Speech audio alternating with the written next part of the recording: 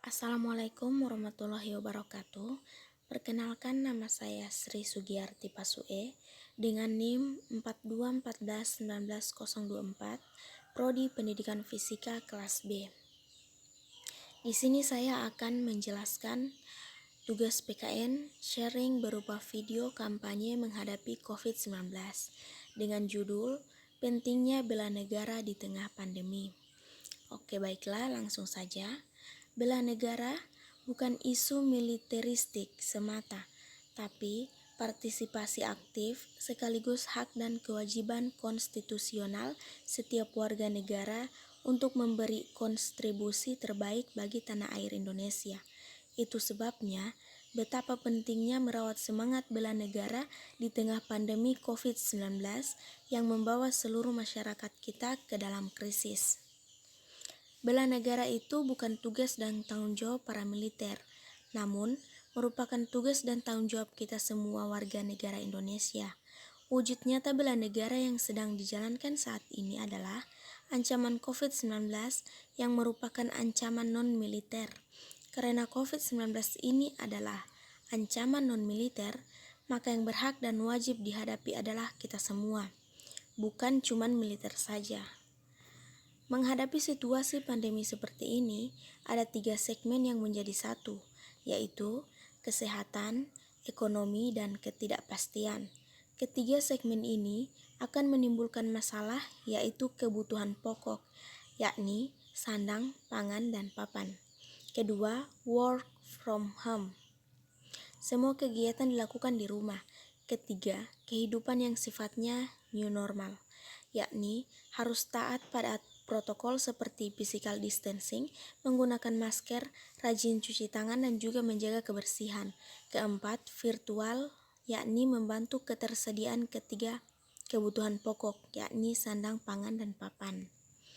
Sebelum pandemi COVID-19, sebenarnya ada 5 konsep bela negara, yaitu cinta tanah air, kesadaran berbangsa dan bernegara, membela negara sesuai dengan profesi kita masing-masing, kita harus memiliki pemahaman tentang apa itu bela negara, aktualisasi dari 4 pilar persatuan bangsa, yakni Pancasila, Undang-Undang Dasar 1945, Bhinneka Tunggal Ika, dan NKRI.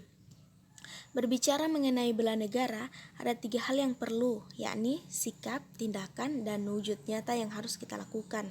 Contohnya, sekarang ini para dokter dan perawat yang membela negara dengan menjalankan tugasnya untuk merawat dan menyembuhkan para pasien COVID-19. Pemerintah telah mengeluarkan kebijakan yang memperbolehkan masyarakat usia di bawah 45 tahun untuk kembali menjalankan aktivitasnya. Hal itu salah satunya untuk menjaga stabilitas ekonomi masyarakat.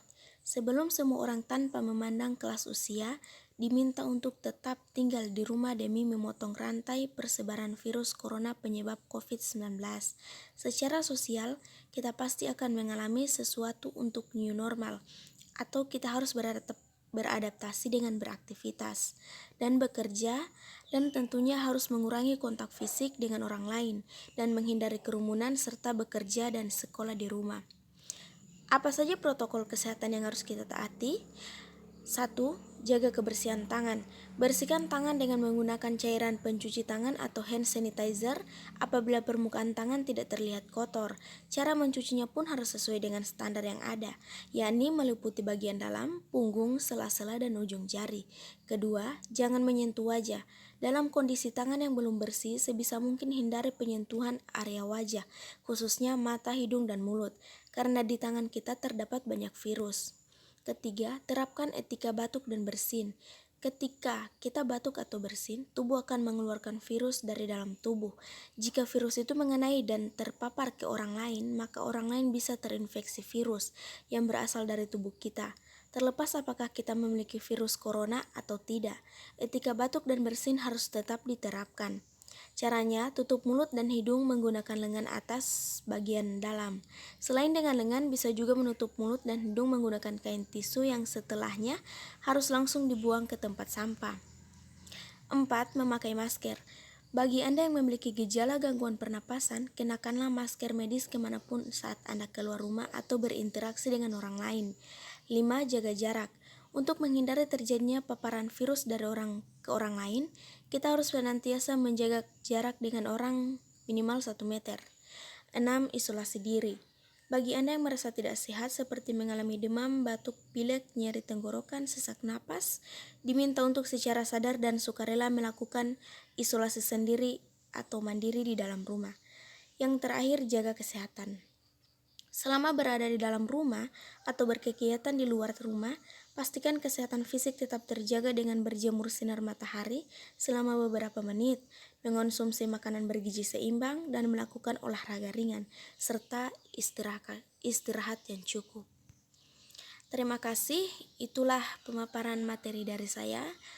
Lebih dan kurangnya saya mohon maaf.